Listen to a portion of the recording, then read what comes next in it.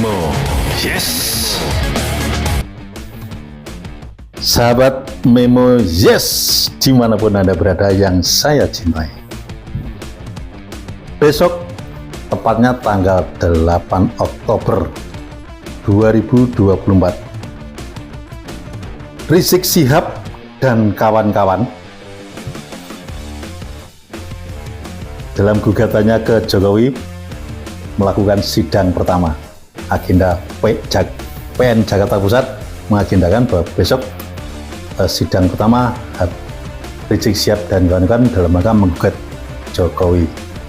Nah, dalam gugatan perdata tersebut, Rizik dan kawan-kawan menggugat Jokowi 5.260, maksud saya 5,246 triliun rupiah atas perbuatan PMH, perbuatan melawan hukum. Nah, gugatan tersebut sebetulnya sudah dimasukkan Rizik dan kawan-kawan ini pada 30 September yang lalu dengan nomor register perkara 611-PDT-G-24 PN Jakarta Pusat. Nah, diantaranya Rizik dan kawan-kawan itu yaitu adalah Munarwan, kalau nggak salah itu Sekjen FPI yang pernah dihukum. Kemudian Eko Sancoyo, Edi Mulyadi, ini juga pernah dihukum karena waktu kasus itu ya di Kalimantan itu ya. Terus Mursalim, Marwan Batubara, dan Sunarko. Ini diketahui orang-orang top semua, jadi orang-orang oposisi kelas tinggi di negeri ini. Hingga apa? Kita tunggu proses peradilan yang bakal terjadi di PN Jakarta Pusat. Dan Rizik Syihab ini dengan menggandeng tim advokasi masyarakat anti kebohongan, disingkat TAMA, menggugat Jokowi dalam perbuatannya melawan hukum dimulai sejak jadi gubernur DKI, tepatnya 2012 sampai jadi presiden 2 kali sampai 2024, tanggal 10 hari lagi, 12 hari lagi sudah purna. Namun tetap perlu digugat ini sama Rizik Syihab ini. Hingga apa itu haknya kok. Bagi orang-orang kecil seperti saya ini dan semuanya, mungkin masyarakat Indonesia mungkin ini ya, perbuatan melawan hukum, perbuatan Rizik Syihab ini sah-sah saja, dan Indonesia memberi wadah, memberi peluang, memberi kesempatan, silakan. Sepanjang itu menurut Anda benar, silakan. Namun ya bisa dinilai gugatan itu bagaimana, terserah Anda yang menilai. Kita juga Rizik ini sudah berkali-kali ya, sejak gubernur jadi Pak Jokowi ini jadi gubernur DKI, sudah diungkit-ungkit sampai masa purna tugas ini tetap diungkit-ungkit, nggak tahu apa maunya. Tapi tidak apa, biarkan aja, toh nanti hukum yang menyelesaikan. Jadi wong cilik ora usah khawatir, sampean aku ora usah khawatir, sudah ada yang menangani. Gak mungkin Pak Jokowi tinggal diam, ora mungkin. Oke, semudah itu. Tapi tidak apa. Dan Pak Jokowi juga sudah, kalau digugat sebagai presiden, ya tim bidang hukum presiden ya pasti bergerak. Andai digugat secara pribadi, Jokowi pribadi ini ya mungkin sudah siap, lawyer bahkan lawyer Indonesia atau internasional mungkin sudah siap menghadapi penggugat seperti ini. Tidak apa, kita tunggu aja proses hukum yang berjalan. Kita tidak usah membuat gerakan-gerakan yang bersifat provokasi pada siapapun, terutama pada umat nih. Karena apa? Yang menggugat ini ulama besar loh. Yang menggugat Jokowi ini ulama besar di negeri ini. Jadi corot Jawa nih, yang Jawa ini enak ilo-ilo. sabdo pandhita ratu idu geni. Jadi sekelas Habib Rizik ini kalau ngendikan di depan umatnya, wow kaya ratu bro, sabdo pandhita ratu idu geni. Paribasane apa yang diucapkan, apa yang disampaikan itu akan masuk ke telinga, masuk ke hati. Jadi makanya pihak istana pesan sama Jokowi, sama Rizik Syihab secara pribadi. Rizik Syihab dalam hal ini jangan dibuat satu kesempatan atau wadah atau ya kesempatan mencari sensasi dan provokasi. Karena nanti akan berbeda konteksnya ketika kita menghadapi tupoksinya tuh, ketika menghadapi fokusnya A, ya A ini gak usah ini dibuat sensasi dan provokasi yang intinya mengadu domba antar konco ngombe kopi. Karena bener loh, kemarin tuh saya ngopi di warung itu sempat berdebat karena itu mempertanyakan, tuh si A ini benar, si B benar. Nah, ini hal kecil aja yang terjadi seperti itu.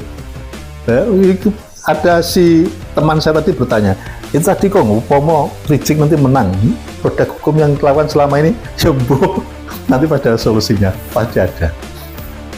Dan permintaan Habib Rizik ini ya normal-normal saja lah. Namun ketika ada yang bersifat tendensi pribadi, yang sangat pribadi, ini yang perlu dicermati dan perlu ini sehingga gemes deh. Kita tidak perlu mencermati, kita wong cilik mencermati itu kaya apa jelimete dan lainnya. Kita tidak punya power untuk merangsang ke sana, untuk maju ke sana, untuk memberi masukan ke sana. No, gak ada powernya. Syukur dengan konten-konten seperti ini bisa mendapat menjadi satu wacana tersendiri bagi para penggede-penggede, meski hanya kecil banget, sepele banget, namun itu pasti. Kenapa? Kalau gugatannya misalnya harus membayar ganti rugi immaterial itu kira-kira 5,246 triliun rupiah, dan uang itu harus disetorkan ke negara nanti kalau menang ya. Itu menurut aturan sah-sah saja, nggak apa. Tapi nak terus itu mau kembali lagi gak oleh pensiun, terus gak oleh hari rumah yang seharusnya sesuai undang-undang itu ada, kok malah dihilangkan. Ini kan bersifat pribadi.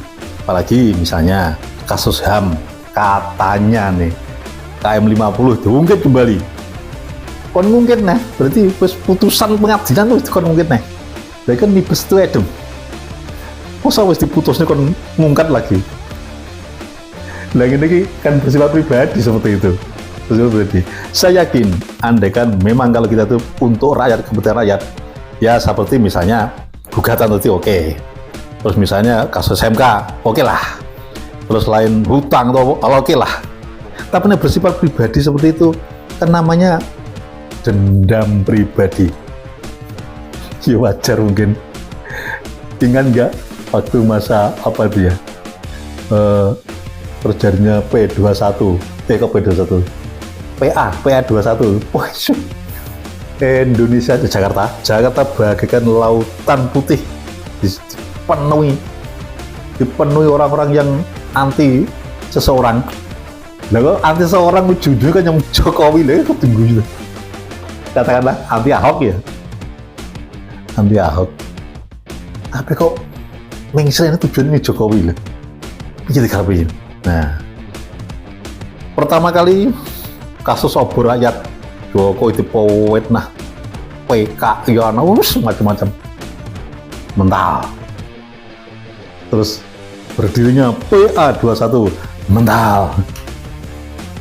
Sing kemarin terakhir ijazah palsu, mental. Iki digugatnya, gak apa-apa gugatan, ente-ente. Ini bukan berarti saya pro Jokowi atau anti Rizik. No, saya tidak berkepentingan. Namun kita sebagai orang kecil itu meniteni, mencatat, notis. Tahun kemarin gini, hasilnya itu saja. orangnya itu saja, kepentingannya itu saja. Ya pernah. Nah, akhirnya kita berpikir, wong ciri-ciri iki. Jane sing bener salah sing ndi iki? Upama sing dikuyo-kuyo yang didolimi itu, katakanlah ini kan didolimi Jokowi, yang didolimi sejak tahun 2012 sampai sekarang. Ya pak nanti kowe kiri karena sing dilone bajingan dilone tolol dan menterek. Berarti kita punya kesimpulan yang bermasalah yang membuat goro-goro. Kira-kira ini logika loh, logika ini baik logika hukum maupun logika biasa utawa ya fakta ya nyata seperti itu. Nah, tidak apa-apa. Jadi apa yang disampaikan Rizik Syihab CS besok itu masih dalam rangka pemeriksaan kelengkapan alat bukti dari pihak PN. Ya kita coba aja. Nah, pihak istana sendiri sudah siap kayaknya. Gak mungkin gak siap. Karena apa? Pak Jokowi itu punya backing yang kuat di negeri. Maaf, sekali lagi ini bukan memihak ya. Rizik Syihab juga punya orang kuat di Indonesia. Tapi ngomong Pak Jokowi dulu.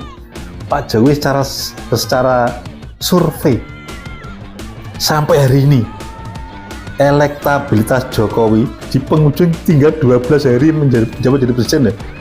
Kecintanya rakyat Indonesia kepada Jokowi masih besar, 75% ke atas. Kemarin 82%, sekarang saya surveinya menyatakan bahwa 75% up mencintai kinerja Jokowi selama 10 tahun. Jal, biye. Nah, begitu juga. Nah, ini kecintaannya rakyat itu dari ujung timur sampai ujung barat, dari Sabang sampai Merauke, kabeh seneng karo Jokowi, piye. Nah, balik nih. Rizik Syihab juga banyak pengikutnya dengan menunjukkan PA21 dengan PA121 maksudnya, kok bukan PA21, PA21 lah putusan balik ke kurang lengkap. PA121 itu juga bukan PA212 ya? Iya, oh ya, PA212. Maaf, sorry. Mari sudah lama ini, spontan tadi ya. Rizik Syihab juga banyak pengikutnya ketika dia mendirikan PA212 secara menyeluruh. Ini gemanya internasional, bahkan sampai membuat koperasi, membuat usaha bisnis jalannya, saya nyatanya buyar KB. Ya itulah, itu sama-sama punya powernya. Nah terus gini ya, negara gitu, masa ya arep kalah karena beberapa orang, meskipun dengan aturan, meskipun orang-orang itu dengan aturan yang kuat, tapi kan juga ada aturan lainnya. Ketika aturan orang-orang itu membuat aturan yang kuat, kita juga mempunyai aturan yang kuat. Ini pembelaan saya bukan karena saya pro Jokowi enggak, tapi sebagai rakyat aja. Beniteni dari awal sampai saiki kepangga ngono kuwi, paling ngono kuwi. Akhirnya saya memberanikan diri seperti ini. Jadi semua aturan kita lawan dengan aturan. Kalau power, wah kuwi. Kasihan rakyat yang tidak tahu. Saya bakal diadu domba ini nanti. Peran serta TNI Polri sangat dominan saat ini. Ketika konflik atau proses peradilan gugatan Rizik ke Jokowi ini tidak, aparat TNI Polri tidak benar-benar waspada, ini bakal terjadi intrik-intrik bahaya latin yang luar biasa. Jadi sekali lagi, Bapak Kapolri dan Bapak Panglima, monggo tetap tingkatkan kewaspadaan dan keamanan. Neko-neko sedikit, libas, nah, sowen. Dan ini besok sudah selesai. Kalau sudah Pak Jokowi lengser, kemudian digantikan Pak Prabowo. Masa Iwani ini kira loh. nek wani silakan Pak Rizik dan lain-lainnya silakan kalau berani.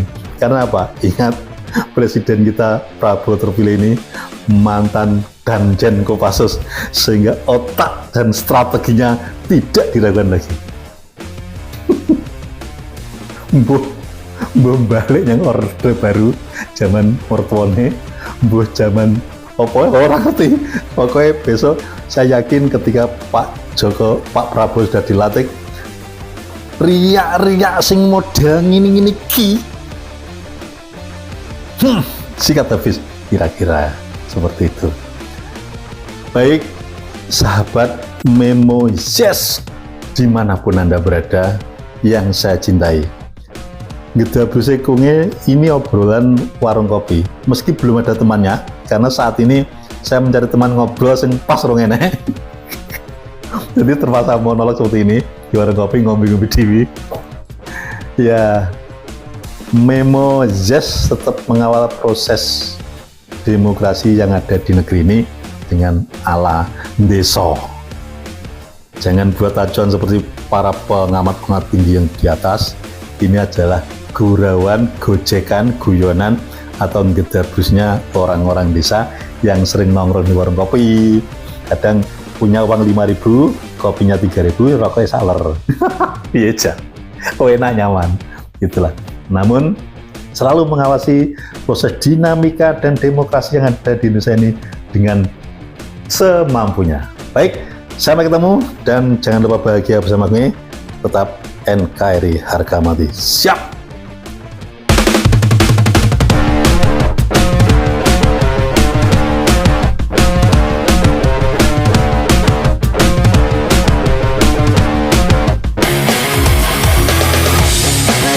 Memo Yes.